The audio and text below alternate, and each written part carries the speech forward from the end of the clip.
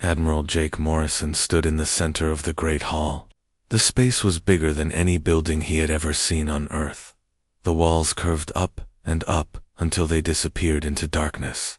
Strange lights floated in the air, casting blue and purple shadows everywhere. Around him sat the most powerful beings in the galaxy. The Zephyrians looked like living diamonds, their bodies made of clear crystal that sparkled with inner light. They were 12 feet tall and spoke in voices that sounded like wind chimes. The Helix people had 4 arms each and skin that changed colors like oil on water. Their leader had bright red stripes running down his face. The Luminari were the strangest of all. They had no solid bodies. Instead, they floated as balls of golden light that pulsed when they talked. Jake could feel their thoughts pressing against his mind.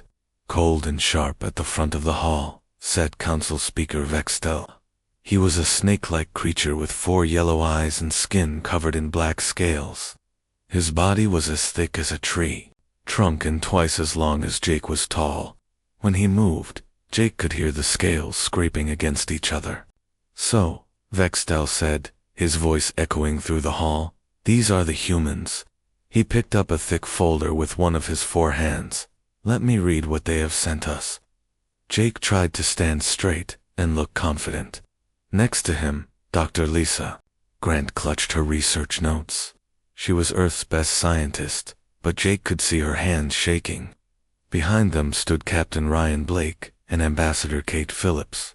They were Earth's finest people, but in this place, they looked very small. "Humans," Vextel continued, "a species that learned to fly between stars only 50 years ago.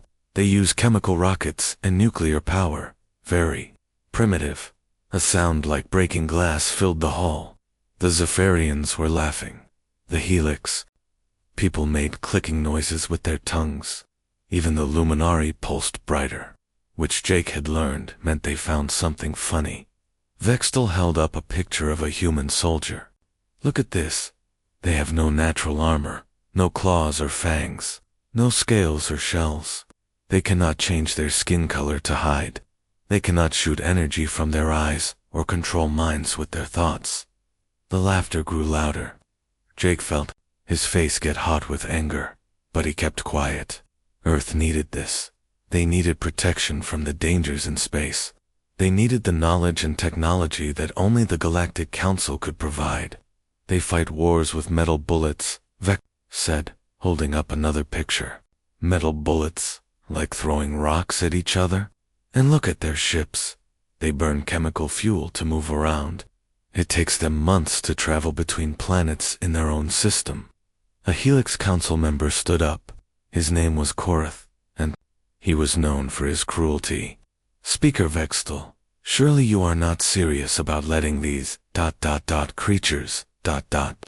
join our council?"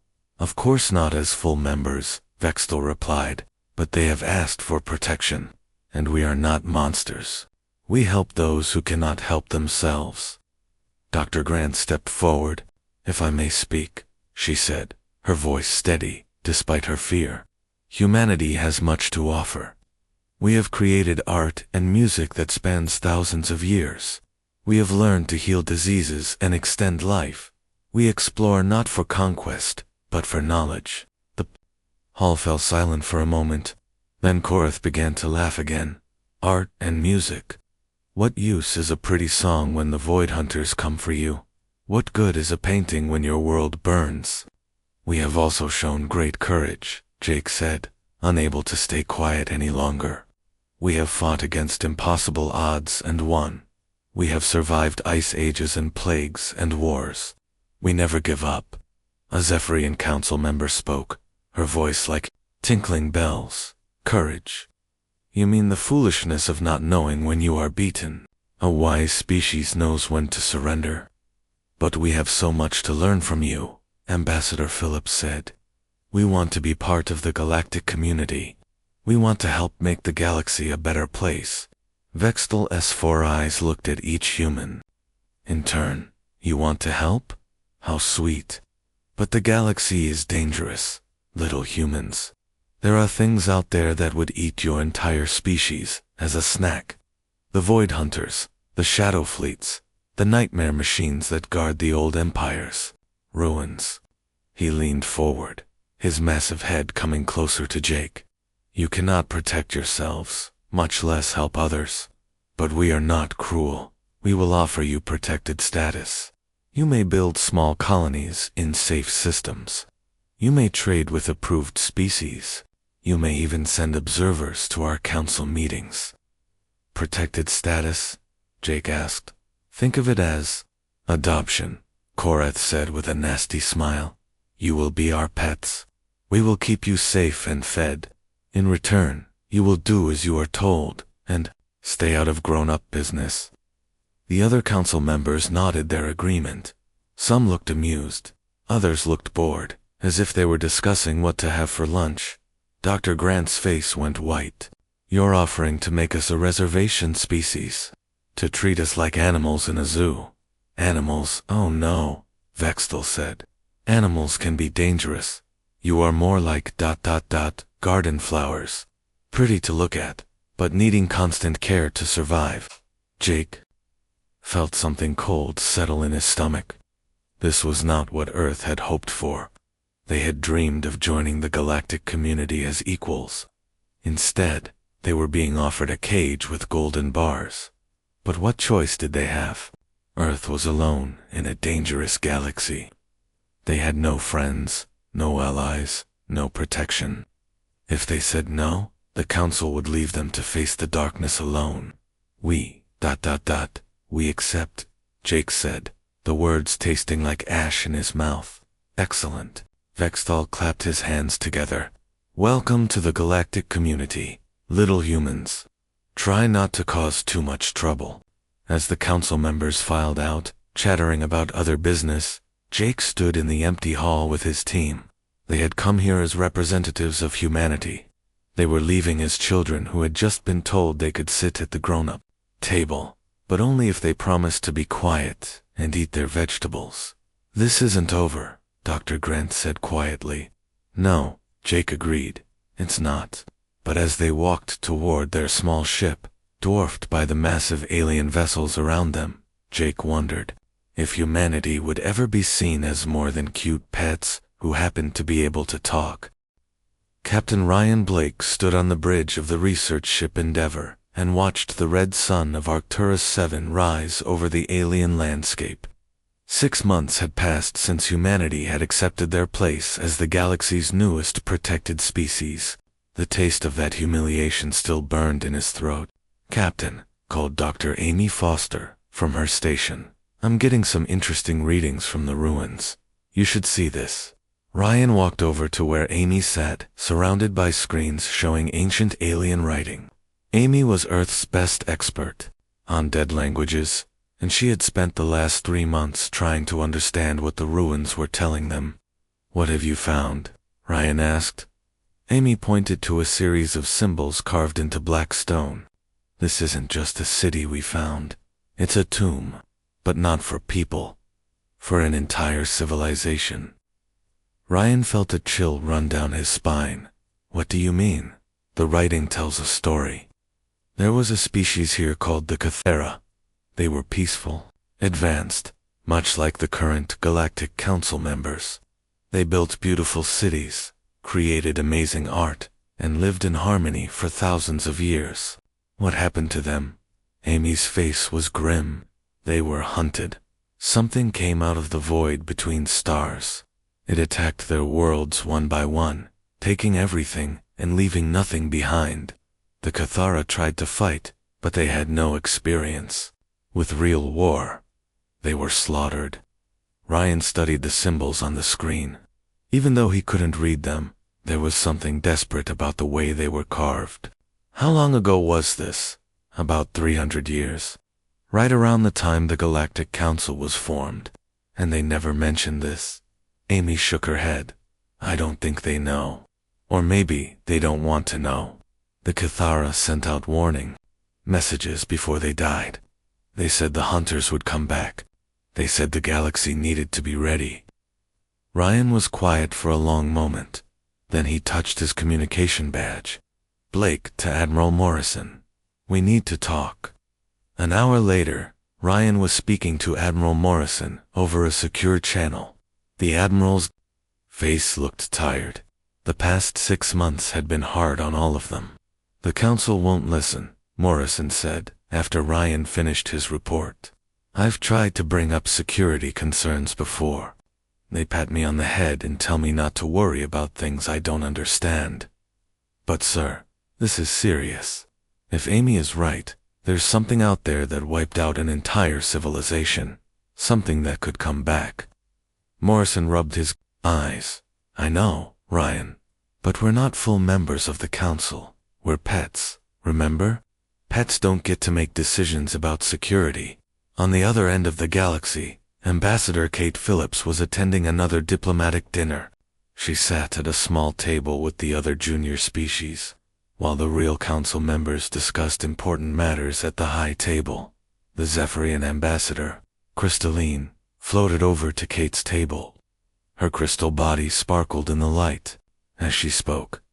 Kate, dear, how are your people settling in? Are you finding enough safe systems to play in? Kate forced a smile.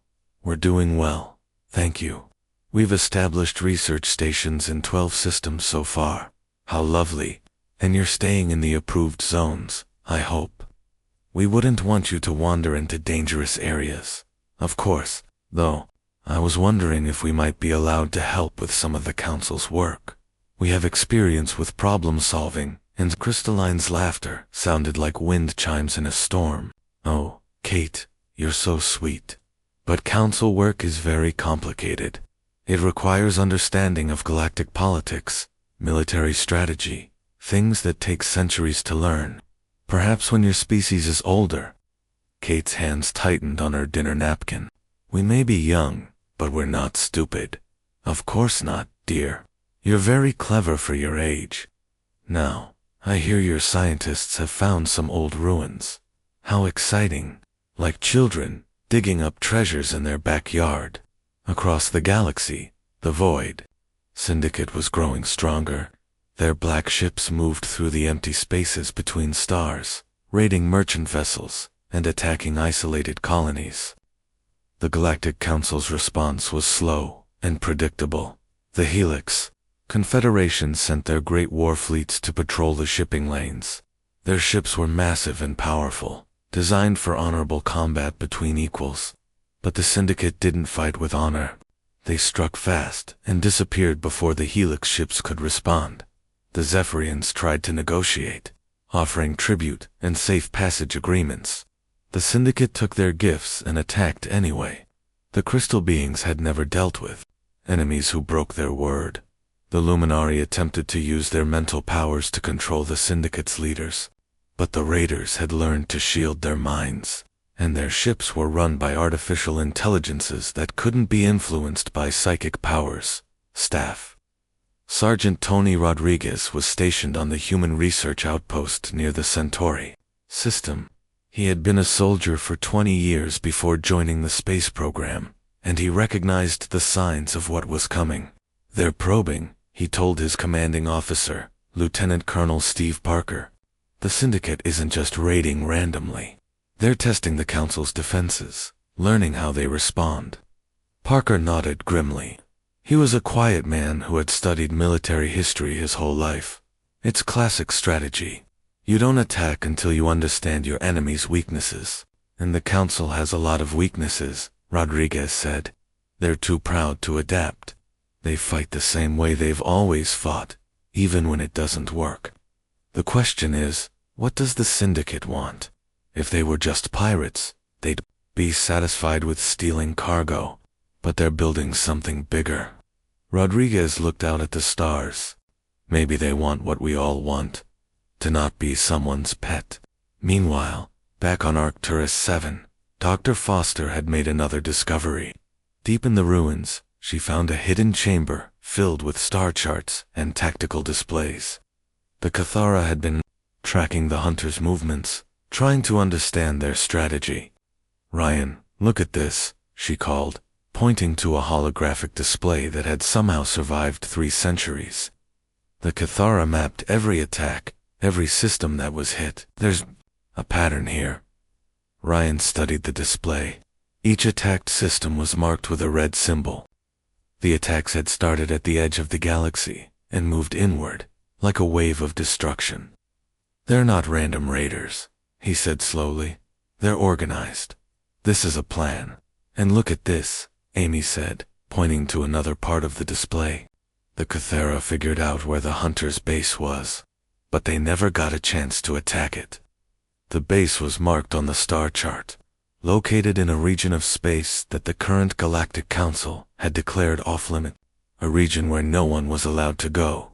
"We need to tell the Council," Ryan said. "Will they listen?" Ryan thought about Admiral Morrison's tired face, about Ambassador Phillips being patted on the head like a child, about all the times humanity had been dismissed and ignored. "Probably not," he said, "but we have to try." As the Endeavor prepared to leave Arcturus 7, Ryan took one last look at the ruins. Somewhere out there, the same force that had destroyed the Cathera was still waiting, and the galaxy's protectors were too arrogant to see the danger coming.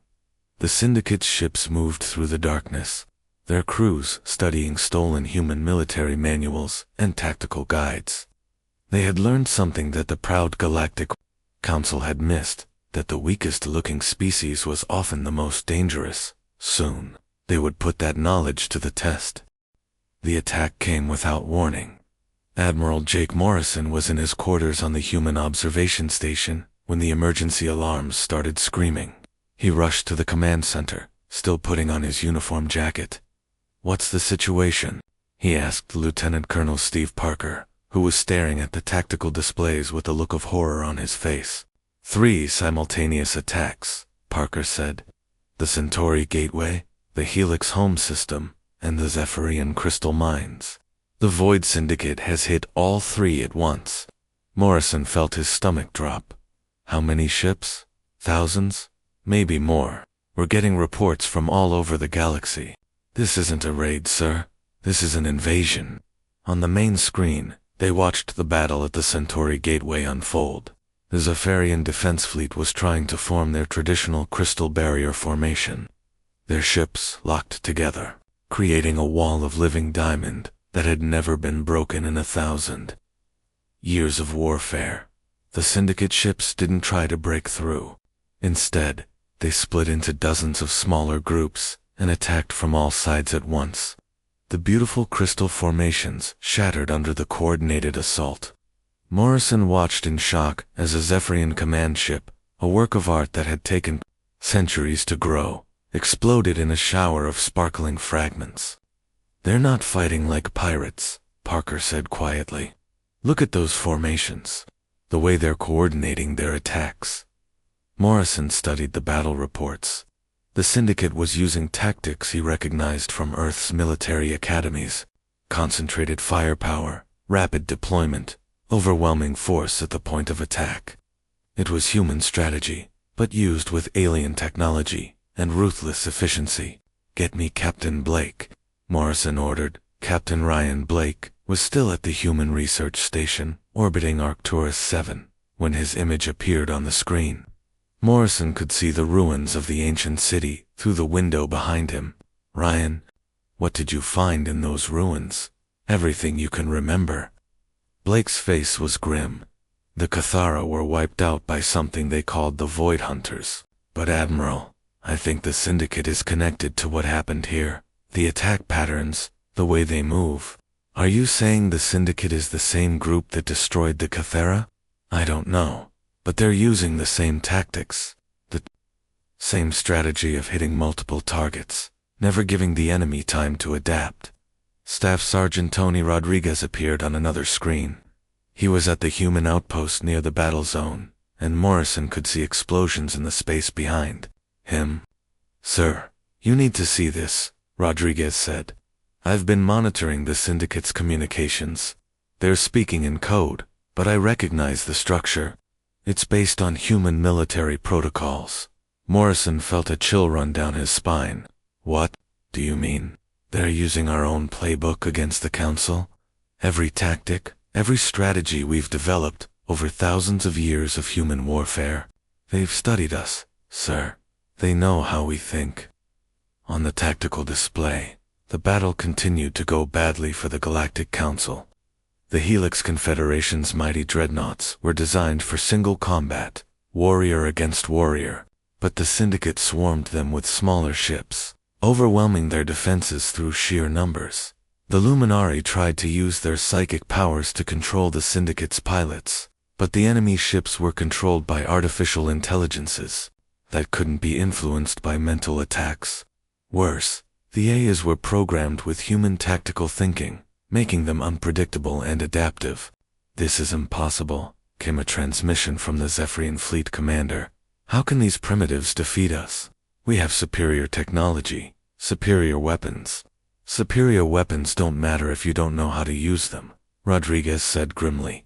"The Syndicate isn't trying to win with better equipment. They're winning with better thinking." Morrison watched as another council fleet was outmaneuvered and destroyed. The aliens were fighting the way they had always fought, following ancient traditions and honor codes.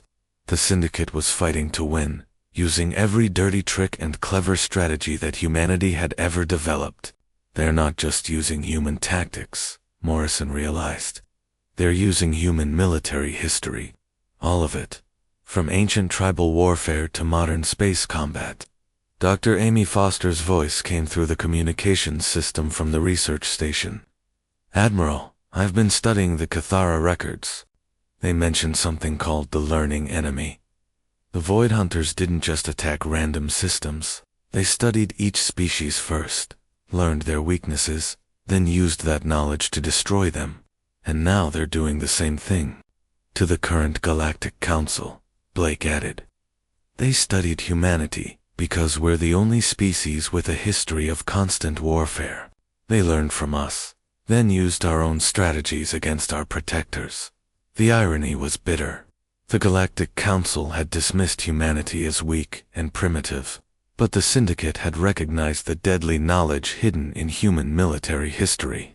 They had weaponized humanity's greatest shame, their talent for war, and turned it against the very beings who had protected humanity from the galaxy's dangers. "Sir," Parker said, "we're getting reports that the Syndicate is moving toward the galactic core. If they maintain this pace, they'll reach the Council worlds within days." Morrison looked at the battle reports spreading across his screens. The greatest military powers in the galaxy were being systematically destroyed by an enemy that thought like humans, but fought without any human weaknesses, like mercy or hesitation. "What do we do?" asked Ambassador Kate Phillips, who had joined. The communication from the diplomatic station. "The Council will never listen to us now. They're too busy trying to save themselves." "Maybe that's exactly why they'll listen," Morrison said slowly. "For the first time in their lives, they need help. Real help." On the main screen, the Battle of the Centauri Gateway was ending. The Syndicate had won decisively, leaving the space around the ancient trade hub filled with debris and escape pods. The survivors were already fleeing toward the galactic core, carrying news of the devastating defeat. "Tony," Morrison said to Rodriguez, "you said the Syndicate is using human military doctrine. Does that mean you can predict what they'll do next?" Rodriguez nodded grimly. "Yes, sir. They'll consolidate their gains, resupply their fleets, and then push toward the most valuable targets. They're not just trying to raid anymore. They're trying to conquer. And the Council? The Council will try to fight them the same way they've always fought, with honor, with tradition, with individual heroics. And they'll lose every single battle until there's nothing left to lose." Morrison stared at the tactical displays showing the enemy's advance.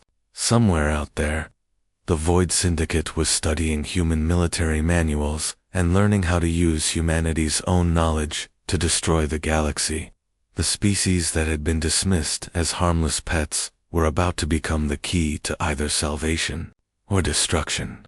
"Get me a direct line to Council Speaker Vextel," Morrison ordered. It's time the grown-ups learned that sometimes they need to listen to the children. As the communication systems reached out across the galaxy, Morrison wondered if it was already too late. The Syndicate had learned from humanity's violent history. Now the question was whether humanity could remember enough of that history to stop the monster they had accidentally helped create. The great council hall, that had once echoed with laughter at humanity's expense, now filled with the desperate voices of the galaxy's most powerful beings. Council Speaker Vextel, S for eyes, darted between the tactical displays, showing the syndicate's relentless advance. His scales had lost their shine, and his massive body coiled nervously around his speaking platform. 3 more systems have fallen, announced Koroth, the Helix leader, who had once mocked humanity so cruelly. His skin had turned a sickly gray color, and his forearms shook as he spoke. The syndicate is moving faster than we can retreat. At this rate, they'll reach the core worlds within 4 days. Admiral Jake Morrison stood in the center of the hall, no longer relegated to the observers section. For the first time since humanity had joined the galactic community, the aliens were looking at him with something other than amusement or pity. They were looking at him with desperation. "You have to understand," Morrison said, his voice carrying clearly through the massive chamber. "The syndicate isn't just using our weapons or our ships. They're using our way of thinking. Every strategy they employ, every tactic they use, comes from thousands of years of human warfare." Crystalline, the Zephyrian ambassador, floated forward. Her crystal body was cracked in several places, battle damage from the defense of her home system. "But how is this possible?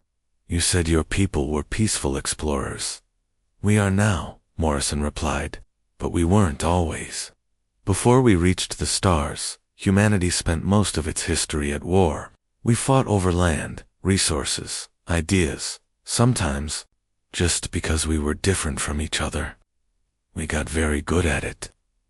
A Luminary Council member pulsed with confused golden light. "Then why did you hide this from us? Why did you pretend to be weak?" Dr. Lisa Grant stepped forward from the human delegation. "We didn't hide it. We just didn't think it was important. We thought our history of violence was something to be ashamed of, not something to be proud of. But the syndicate has turned your shame into their weapon," Vextal said, his voice filled with bitter understanding. "They learned from your past while you tried to forget it." Lieutenant Colonel Steve Parker moved to the tactical display at the center of the hall. He was a quiet man who had spent his whole life studying military history, and now that knowledge was desperately needed. "The syndicate is following a pattern," he said, pointing to the enemy's movements on the star map. "They're not just attacking randomly. They're cutting your supply lines, isolating your strongholds, and forcing you to fight on multiple fronts. It's called a strategic campaign, and humans have been doing it for thousands of years." Koroth's skin flushed with angry red stripes. "Then tell us how to stop them." Parker looked around the hall at the assembled aliens. "You have to stop fighting like yourselves, and start fighting like them, like us." The hall erupted in angry voices. The idea of abandoning their traditional ways of warfare was unthinkable to most of the council members. "You're asking us to become barbarians," Crystalline said, her voice like breaking glass. "To abandon honor and tradition. I'm asking you to survive," Parker replied calmly. "The syndicate doesn't care about your honor. They don't respect your traditions. They're using your predictability against you." Staff Sergeant Tony Rodriguez stepped up to join Parker at the tactical display. "Sir, with permission, I'd like to show them something." Morrison nodded, and Rodriguez activated a holographic replay of the recent battles. The display showed the syndicate's attacks from a human military perspective, with movement patterns and strategic objectives highlighted. "Look at this," Rodriguez said, pointing to the replay.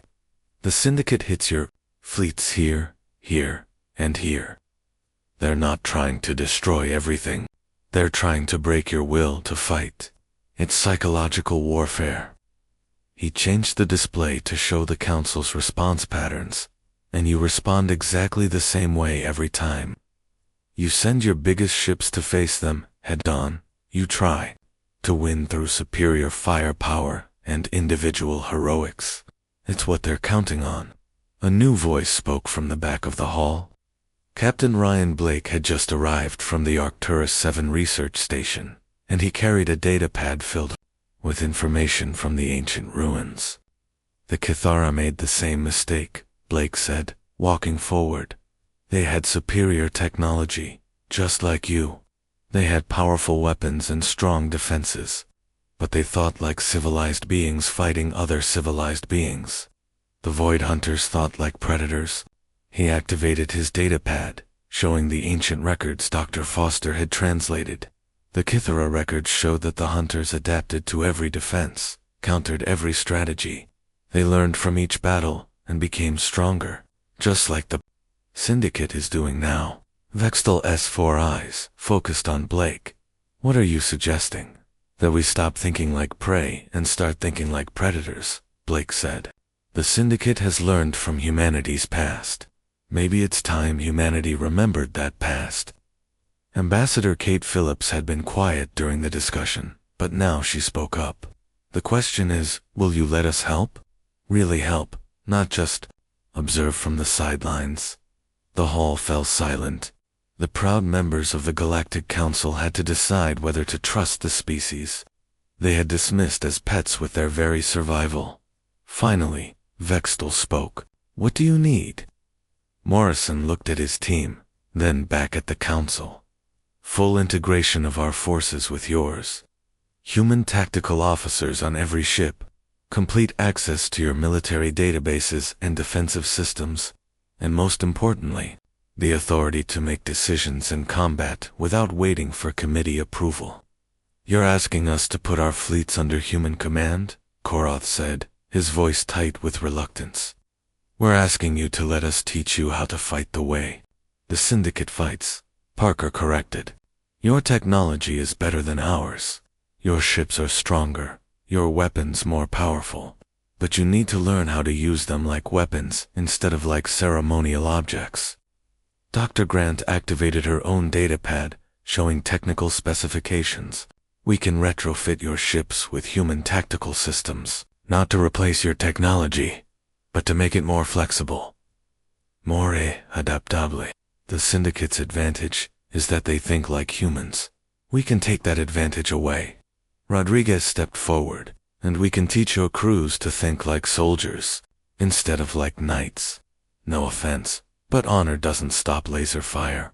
The council members looked at each other, communicating in their various ways.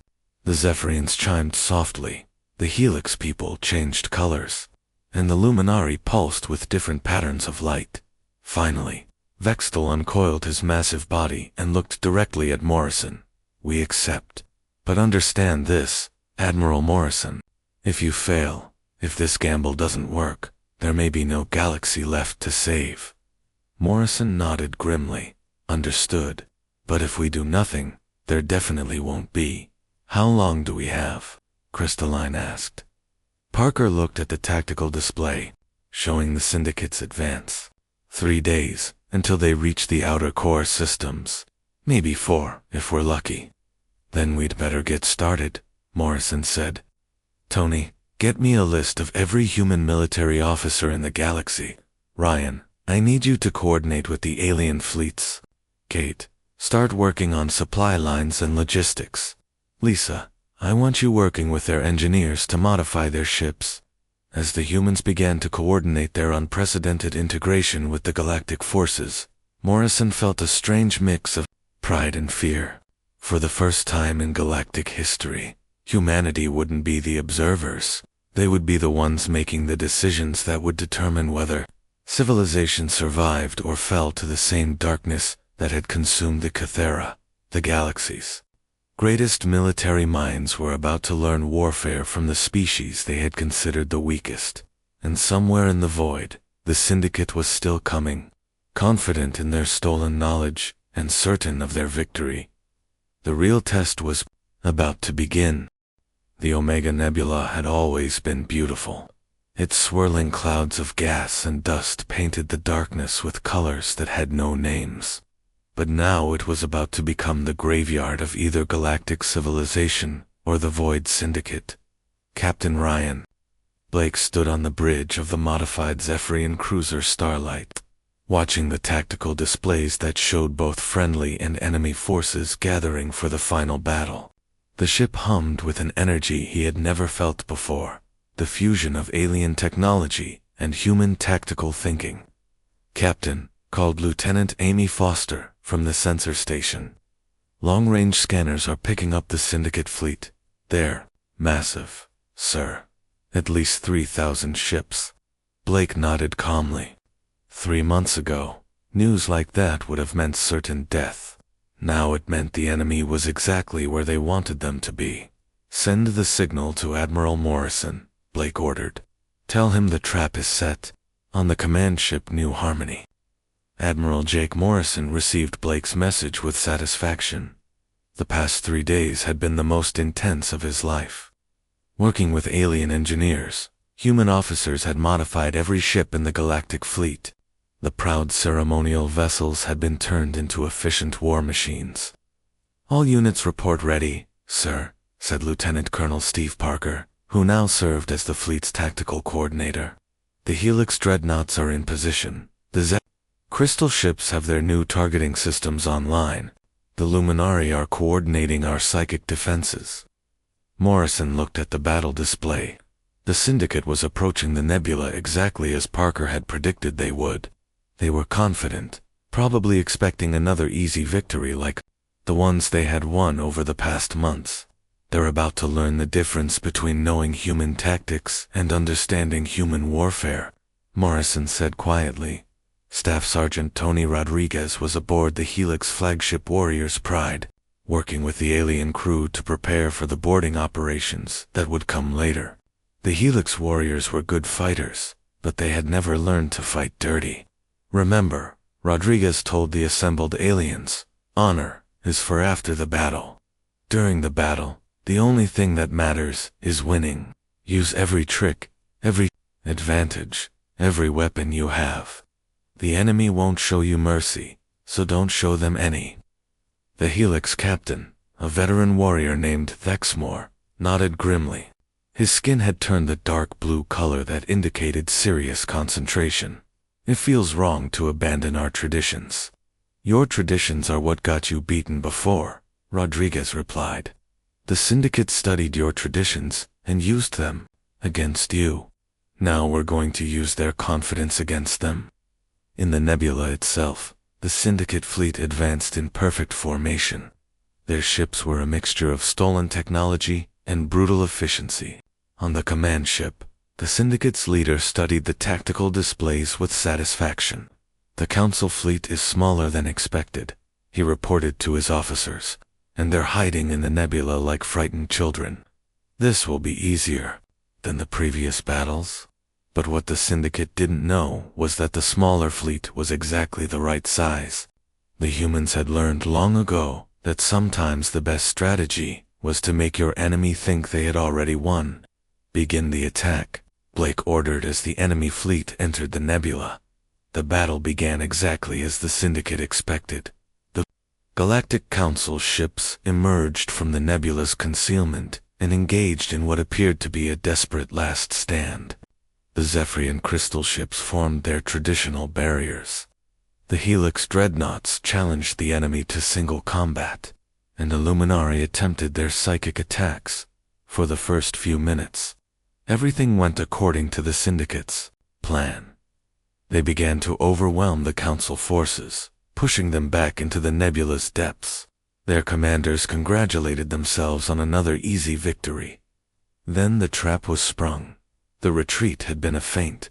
As the Syndicate fleet spread out to pursue the fleeing Council ships, they found themselves scattered and vulnerable. The nebula's radiation, which the humans had learned to use as cover, suddenly blazed with new energy signatures. "Now," Morrison ordered. Hidden throughout the nebula, waiting in perfect silence, were the bulk of the Galactic fleet. They had been positioned using human stealth tactics, turned invisible by a combination of alien technology and human cunning. The Syndicate found themselves surrounded, but more importantly, they found themselves facing an enemy that no longer fought like the predictable aliens they had studied. The Council ships moved with human tactical precision, striking at weak points, coordinating their attacks, and adapting to every countermove. Blake led a squadron of mixed ships in a devastating assault on the Syndicate's left flank. Instead of the traditional frontal attack, they used the nebula's gas clouds as cover, striking from unexpected angles and disappearing before the enemy could respond. Target their command ships, Blake ordered. Take out their coordination and the rest will fall apart. The Zephyrian crystal ships, once fragile and beautiful, had been retrofitted with human-designed armor plating. They absorbed the enemy's fire and struck back with precision that would have been impossible under their old fighting doctrines. The Helix dreadnoughts abandoned their honor-bound single combat and instead worked in coordinated groups. They overwhelmed individual Syndicate ships with concentrated firepower. Exactly as Rodriguez had taught them, the Luminari discovered that while they couldn't control the Syndicate's artificial intelligences, they could disrupt their communications and create confusion in their ranks. "They're adapting," warned one of the Syndicate commanders. "This isn't how the Council fights." "Then we adapt too," replied the Syndicate leader. "Use Formation 7. It worked against the human colonial fleets, but Staff Sergeant Rodriguez had anticipated this. "They're switching to Formation 7, he reported to Morrison. "Just like we thought they would." Morrison smiled grimly. "Execute plan, Baker." The Galactic Fleet suddenly changed its entire strategy. Ships that had been fighting defensively suddenly became aggressive. Units that had been coordinating closely spread out into independent hunter-killer groups. The formation that had worked against human colonial fleets found itself facing tactics from an entirely different era of human warfare. The Syndicate had learned from humanity's recent space combat doctrine, but Morrison and his team had reached back into humanity's deeper history, drawing on strategies from ancient Earth battles, from tribal warfare, from conflicts that had taken place when humans still fought with swords and arrows. "Board their command ship," Morrison ordered Rodriguez. The Warrior's Pride, carrying Rodriguez and a mixed crew of human and Helix warriors, punched through the Syndicate's defenses. Instead of the expected glorious assault, they used misdirection and stealth to slip inside the enemy ship's defenses. Rodriguez led the boarding party through the corridors of the Syndicate command ship. The enemy had prepared for human-style assault tactics, but Rodriguez didn't assault. He infiltrated, using maintenance passages and service corridors to reach the command center. "Surrender now," he told the Syndicate leader when he appeared, behind him with a plasma rifle, "and you might live long enough to regret starting this war." The battle's turning point came when the Syndicate's coordination collapsed. Their ships, no longer receiving orders from their command structure, began to fight as individuals instead of as a unified force. And individual ships, no matter how advanced, couldn't stand against the coordinated assault of the Galactic Fleet. "They're breaking," reported Blake from his position near the nebula's edge. "The enemy fleet is scattering." "Let them run," Morrison ordered. "We've made our point." As the surviving Syndicate ships fled into the deep void, the Galactic Fleet regrouped in the nebula. The battle had been won, but the cost had been high. Many good beings had died, both alien and human. Council Speaker Vextal's image appeared on Morrison's communication screen. The great serpents for eyes were filled with something Morrison had never seen before. "Respect, Admiral Morrison," Vextal said. "I owe you an apology. We were wrong about humanity. We mistook your lack of natural weapons for weakness. We didn't understand that your true strength was in your minds and your hearts." Morrison looked around. The bridge at the mixed crew of humans and aliens who had fought together. "We're stronger together than we ever were apart. The Council hereby grants humanity full membership," Vextal continued. "Not as a protected species, but as full partners in the galactic community. And we formally request that you help us establish a new military doctrine, one that combines our technology with your tactical knowledge." Captain Blake returned to Arcturus 7, but this time he wasn't alone. With him came the first class of the Human Galactic Military Academy, where the galaxy species would learn from humanity's greatest and most terrible expertise, the art of survival through intelligence, adaptability, and the stubborn refusal to give up that had carried humans from caves to the stars. Dr. Foster stood in the ruins of the Kythera city, but now she was surrounded by alien scholars and human historians, working together to understand the past and prevent its repetition. The Kythera couldn't adapt, she explained to her mixed class of students. They were too set in their ways, too proud to change. The galaxy learned from their mistake. As the new academy's first lesson began, Morrison stood at the observation deck of the orbiting station, looking down at the ancient ruins and up at the stars.